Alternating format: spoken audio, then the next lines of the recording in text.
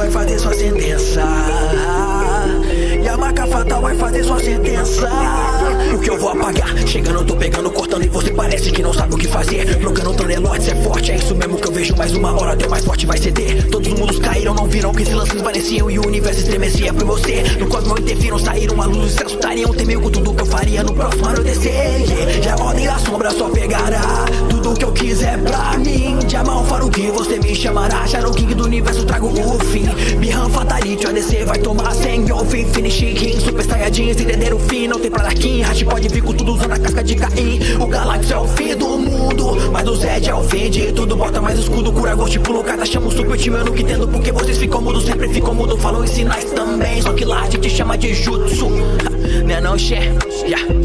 A gente chama de jutsu. Kagebushi no Naruto, ninja mais oculto que encontra treinando Michael sétimo treino Boruto, Kakashi no Dog, Kog dê na sorte, intelecto do Shikamaru, sombra te explode, cuidado com a Fogbot, vem só sobe o senhor do trovão, tá parecendo uma rajada de Kalashnikov, Hattori Hanzo é morte brutal, noob, Cybot, Aizen eu causo sua morte, Sorako, qualquer suporte, Mac tipo Duke C9 já, tipo o Gal de 2002, vem 3x1 só não vem chorar depois, falta só colar mais dois, yeah. Se o meu futuro é o noturno, então não queira me encontrar depois, depois, destrua o balanço, se o futuro que te espera é algo que você não vai gostar. Corrompa o fluxo, destrua todo o tempo e dessa maneira seu pesadelo vai prosperar. E assim você sabe eu vou existir, e essa galáxia se curva a mim.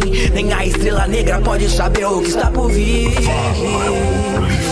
King Cole não vai te salvar, meus planos não vão falhar. E agora eu trago o seu fim, com as sombras que habitam em mim. King Cole não vai te salvar, meus planos não vão falhar. E agora eu trago o seu fim, com as sombras que habitam em mim. Vamos dar um fim à sua existência. Limparemos a galáxia de seus conflitos e da sua ignorância.